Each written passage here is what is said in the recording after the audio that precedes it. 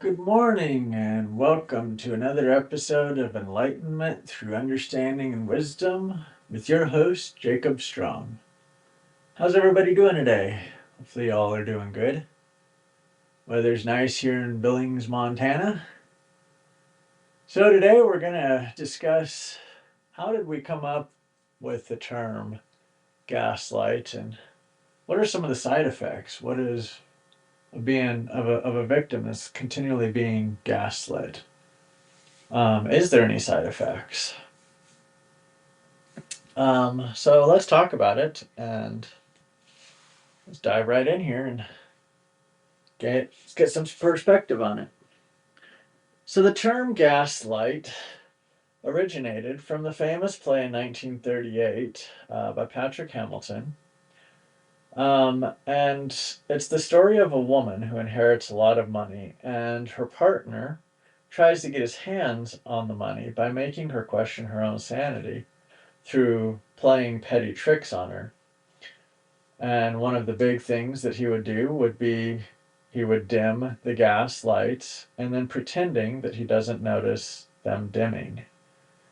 And so he made her question her own sanity, made her question the physical realm, what she could see with her own eyes. And and then of course after a while she began to believe that her eyes were delusional, that her eyes were deceiving her. And so this is what happens with victims of a gaslighter is they tend to start believing the person that's gaslighting them to the point that it's detrimental to their own health, to their own mental well-being. And so then they start questioning their own sanity. They start questioning everything that they've been taught, everything they've been told, everything that they have perceived in the physical world. And and so then they, at some point, if the gaslighter is successful and manipulative enough and convincing enough, the victim then starts believing everything that's being told to them and starts not believing any of their own senses. And and so that's very detrimental to society. That's very detrimental to the victim. Because actually, what they can develop then is transposition behavior. Now, we're going to use an analogy here, and so that everyone can kind of understand what it's like to be gaslit from the victim's side and why it's so hard to break that, especially someone who has gotten very successful at manipulating people. It's very hard to break that victim's train of thought. So imagine that you're with a gaslighter. And this gaslighter draws two circles on a sheet of paper, one 4 inches and one 3 inches diameter, and tells you choose the right circle. So you choose the bigger of the two circles. You choose the 4-inch circle. Okay, that's correct. Gaslighter concurs, that's correct. Now you walk away, you go and you use the restroom. Okay? And you come back. And you're looking at the two circles on the piece of paper. And during the initial phases of being gaslit, when you're not the victim, okay? When you haven't been continually victimized, you'll come back and you'll realize that the circles have been rewritten. One is now 4 inches in diameter. You don't have a ruler, but you have a pretty good judgment of what 4 inches in diameter looks like and what 5 inches in diameter looks like. So the gaslighter looks at you and says, choose the correct circle again. So you choose the smaller of the two circles. Why? Because they've been rewritten. Okay, now the 4 inch is now smaller than the 5 inch. But you know it's correct because you have a pretty good sense of, what 4 inches looks like compared to 3 inches compared to 5 inches. So now you choose the 4 inch. Okay. But the gaslighter looks at you and says, no, you're wrong. Remember, you just chose these circles not 10 minutes ago. And it was the bigger of the two. You don't remember choosing them? And then, of course, the victim will say, well, yes, but these circles have been rewritten. I don't have a tape measure on me, but I know that this smaller one is now the bigger of the previous one that was written before. And the gaslighter argues with you. No, you're wrong. You've got it all wrong. Your perception of the physical reality is all wrong.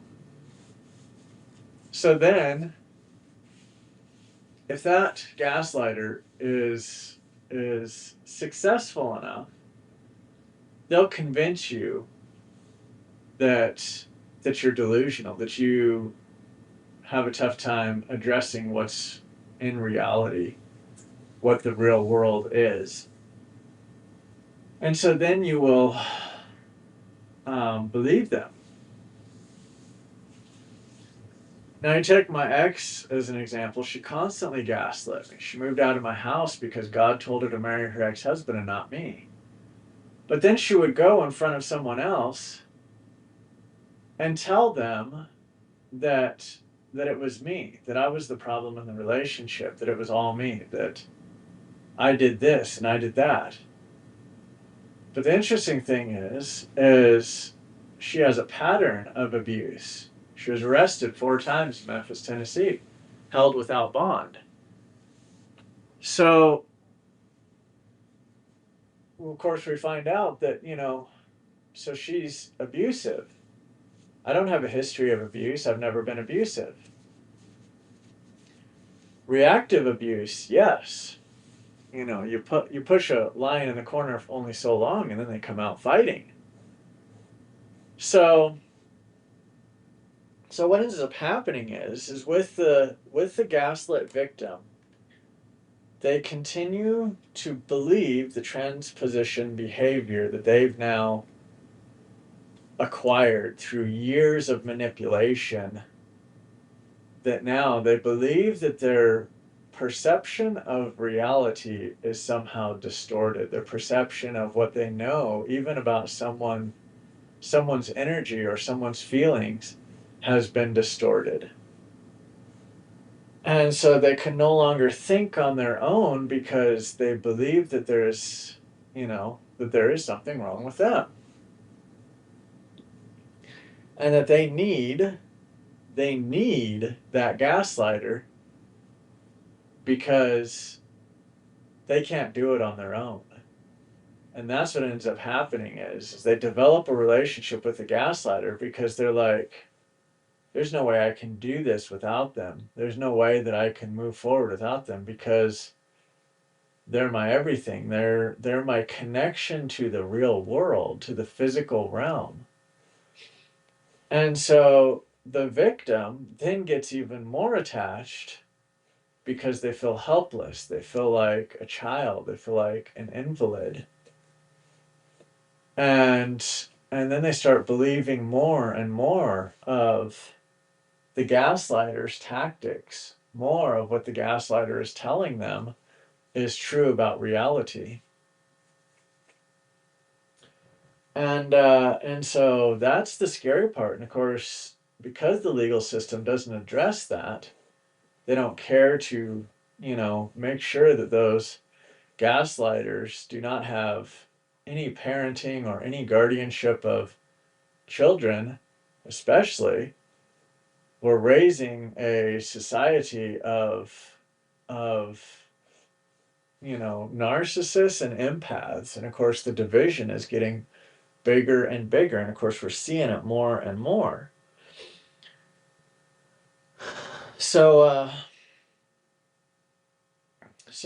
that's what transposition behavior then develops within the victim of the gaslighter,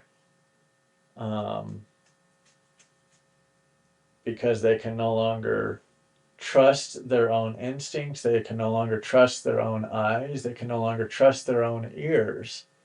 Everything that the gaslighter is telling them, everything the gaslighter is showing them, everything the gaslighter is bringing into the physical realm is a manipulation of reality.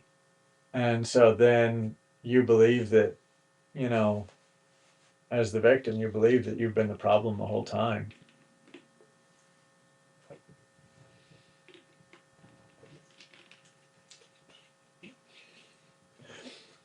And so that's my episode for today. I hope that this has been of help, and I hope that this helps the victims of gaslighters to understand why it's so hard to break free and to seek answers. Because if you know in your gut that 4-inch circle is now the smaller of the two, but at the beginning of the conversation it was the larger of the two,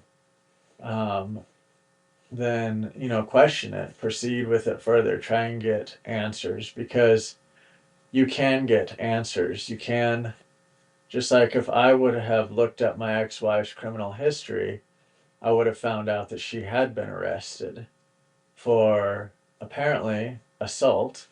She was never convicted of those, but she was held 4 different times without bond, which any state has the PFMA law that any public safety factor with an individual, they can't be released without seeing the judge. So there's no bond. They're not bondable until they've seen the judge. And so if I would have known that then, I would have realized there's a pattern of abuse here. There is a clear pattern. But instead I chose to believe that I was losing it, that she told me numerous times, I don't know how to run a business. She told me numerous times all this other stuff. And yet I ran a very successful business without her, before and after her. And so that's when you realize, wait a minute, she didn't contribute anything. She took credit for everything that I did, but she didn't contribute anything to the business, to me as an individual either. So at any rate, I hope that this helps you all, and hopefully you can gain some understanding and clarity through that. And until next time, have a good day, and don't work too hard, y'all.